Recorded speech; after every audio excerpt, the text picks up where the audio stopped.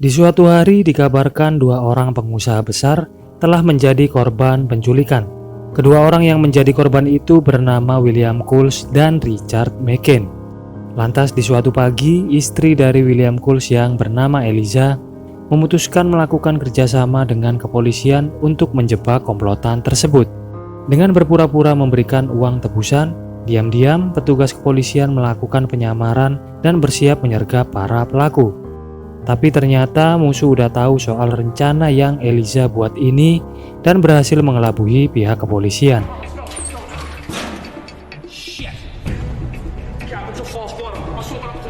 Kejadian itu langsung direspon oleh para petugas dengan mengejar para pelaku. Sayangnya, para petugas tak berhasil menangkap satupun dari tersangka karena nyatanya mereka telah menghilang tanpa meninggalkan jejak sedikit pun. Karena rencana itu gagal dilakukan, Kapten Parker selaku komandan di markas pusat langsung memberikan perintah untuk memburu komplotan tersebut. Dua orang detektif pun diperintahkan untuk mencari keberadaan mereka. Sementara, Eliza sendiri terlihat kecewa sekaligus khawatir setelah tahu bahwa upaya penyelamatan suaminya telah gagal. Maka dari itu, pihak kepolisian mencoba meyakinkan Eliza bahwa para pelaku akan segera tertangkap oleh petugas yang sedang mengejar mereka. Setelahnya kita dibawa ke bagian lain dari cerita film ini, di mana terdapat seorang pria yang tidak diketahui identitasnya tiba-tiba tersadar dari pingsan di dalam sebuah gudang kimia terbengkalai.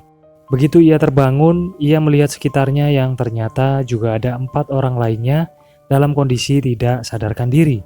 Karena identitas pria ini belum diketahui, saya memutuskan untuk memberikan panggilan kepadanya sebagai Mr. One. Singkat kata, rupanya pria ini mengalami kehilangan ingatan serta terkurung di tempat itu yang dilengkapi sistem keamanan cukup canggih. Beberapa saat kemudian, Mr. One dikagetkan dengan suara telepon dari sebuah ruangan yang mana akhirnya ia pun memberanikan diri untuk mengangkatnya. Yang tidak disangka, ternyata penelpon itu mengenali suara dari Mr. One. Penelpon itu juga menanyakan kondisi salah seorang di sana, tak lain adalah William Coles yang merupakan suami dari Eliza. Bahkan di akhir obrolan tersebut, penelpon itu juga memberi perintah kepada Mr. One untuk mengendalikan situasi sampai nantinya penelpon itu tiba di sana. Karena hal itu, Mr. One pun menjadi semakin curiga, di mana ia menduga jangan-jangan penelpon itulah yang menyebabkan dirinya mengalami hal seperti sekarang ini. Di saat Mr. One lagi seriusnya mikirin hal itu, rupanya salah seorang di sana telah tersadar dari pingsannya. Tak lain adalah seorang pria yang terikat di kursi atau yang akan kita sebut sebagai Mr. Two. Mr. One pun lalu mendatangi Mr. Two untuk menggali informasi yang mungkin saja diketahui olehnya. Alih-alih mendapatkan informasi, Mr. One justru kembali dibuat bingung karena setelahnya muncul pria ketiga yang menyela pembicaraan mereka. Bahkan pria ketiga atau Mr. Three ini dengan tegas melarang Mr. One untuk melepaskan ikatan pada Mr. Two, di mana akhirnya terjadi perdebatan di antara ketiganya. Kejadian itu sendiri pada akhirnya membuat kesal Mr. One yang lagi khawatir akan kehadiran penelpon misterius tadi. Karena tak ingin membuang waktu lebih lama, ia pun berinisiatif menyadarkan kedua orang lainnya yang salah satunya sedang sekarat dan terborgol pada sebuah tiang.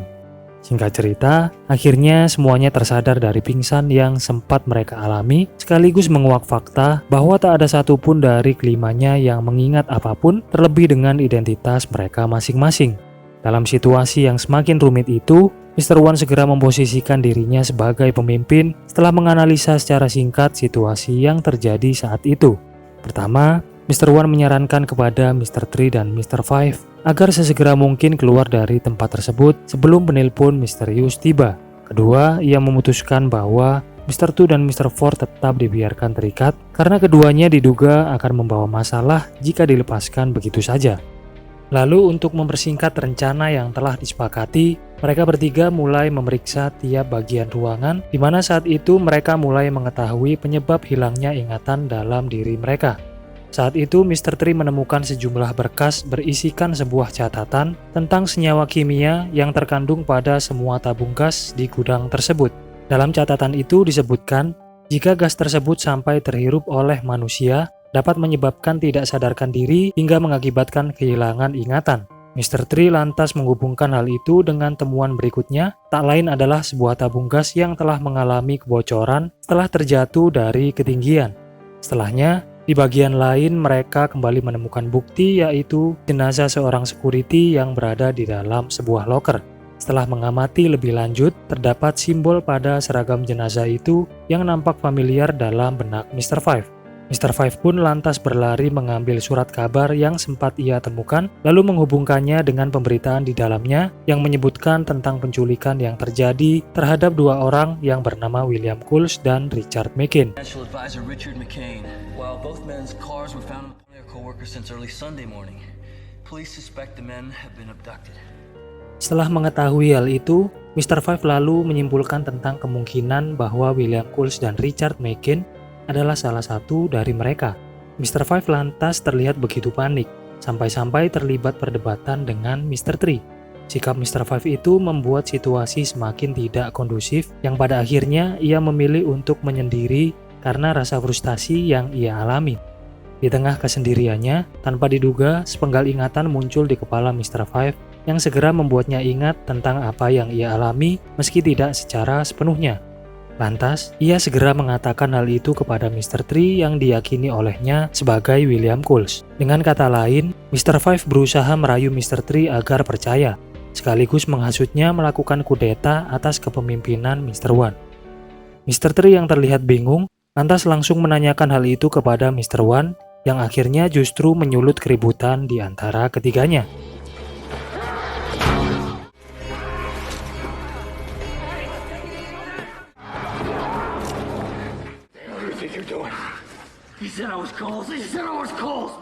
Setelah situasi terkendali, barulah Mr. Tree menyadari kesalahannya karena telah terhasut oleh rayuan dari Mr. Five.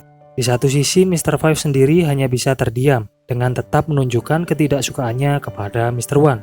Perang dingin di antara mereka pun bahkan mencapai puncaknya, sekaligus mendorong Mr. Five membuat kubunya sendiri dengan melepas ikatan Mr. Two tanpa persetujuan Mr. One dan Mr. Tree, yang mana hal itu seketika membuat situasi semakin tidak terkendali.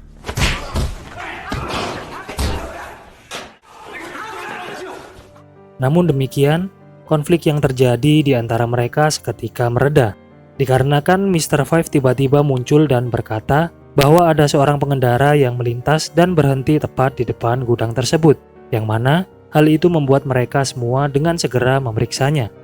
Keempat orang itu pun lantas berteriak meminta bantuan, bahkan Mr. Tu menggunakan sebuah cermin yang memantulkan sinar sebagai isyarat kepada pengendara tersebut.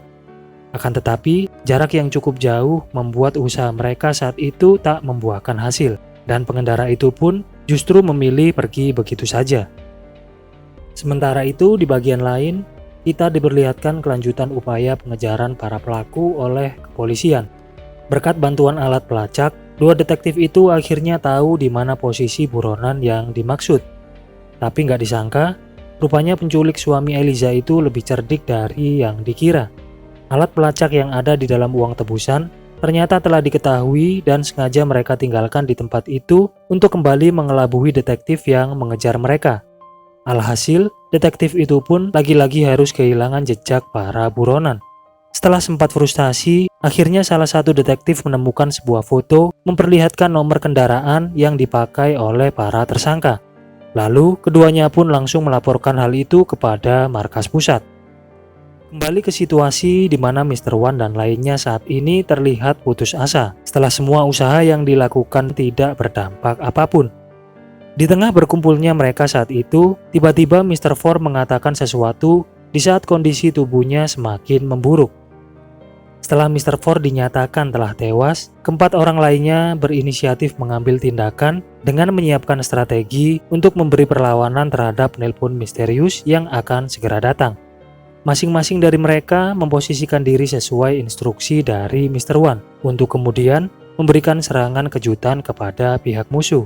Dan sesuai prediksi, musuh yang dimaksud pun akhirnya tiba di sana. Hal itu diketahui Mr. Tree yang langsung ngasih aba-aba kepada yang lainnya. Di sela-sela berjalannya rencana tersebut, sesuatu yang gak disangka kembali terjadi. Mr. Tu terlihat mengalami lintasan memori yang membuatnya ingat dengan identitas dirinya.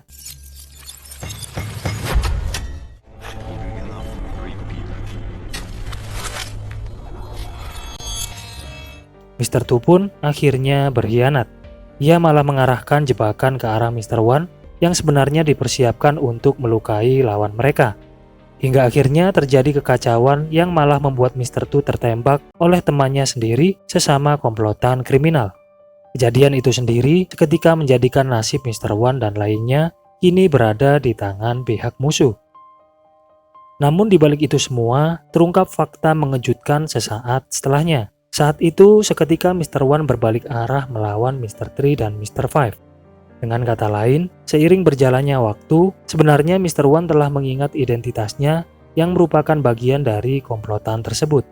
Dari sini pula terungkap, Mr. 3 dan Mr. 5 sebenarnya adalah William Coles dan Richard McCain yang sedari awal merupakan sandera yang diculik oleh mereka.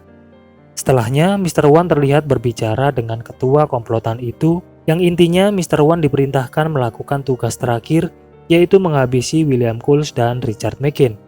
Dan tanpa harus menunggu lama, Mr. Wan pun segera melakukannya dengan diawasi oleh seseorang yang berada di dalam mobil. Setelah membawa mereka berdua, Mr. Wan pun lalu tanpa ragu menembak kedua mantan rekannya tersebut.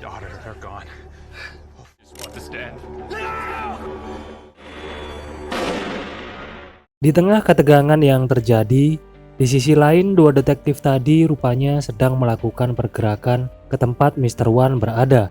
Usut punya usut, Kapten Parker rupanya memberi perintah kepada mereka setelah mendapat laporan dari seorang pengendara yang sempat melintas di depan gudang beberapa saat lalu. Di saat yang sama, para kriminal ini juga tengah bersiap meninggalkan gudang tersebut.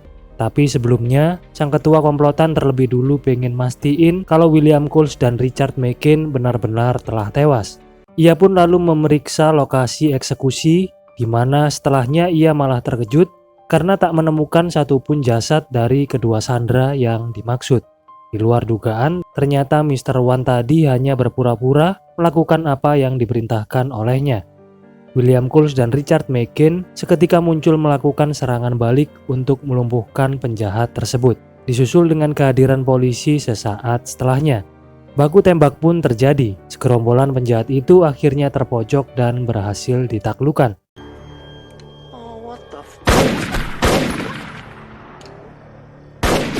Meski begitu, perjuangan mereka saat itu terpaksa harus menelan korban, di mana saat itu juga Richard McCain dinyatakan telah tewas. Setelah semuanya berakhir, evakuasi pun dilakukan kepada para korban, begitu pula dengan yang selamat. Lalu kita diperlihatkan percakapan polisi saat itu yang mengatakan bahwa Mr. Wan sebenarnya adalah polisi yang sengaja menyamar menjadi anggota komplotan kriminal tadi. Akan tetapi, kemudian kita justru dialihkan dengan kehadiran Eliza di sana menyambut William Coles yang telah berhasil selamat. Dan yang paling mengejutkan adalah sesaat setelahnya terlihat gelagat aneh dari Mr. Wan dan Eliza sewaktu mereka saling memandang. Sampai pada titik ini, kita sebagai penonton akan mengetahui fakta yang sebenar-benarnya. Berdasarkan flashback yang diperlihatkan dari ingatan Mr. Wan saat itu, dijelaskan runtutan kejadian ini sesungguhnya adalah rencana dari Eliza. Jauh sebelum semua ini terjadi, diketahui rupanya Eliza memiliki hubungan gelap dengan Mr. Wan.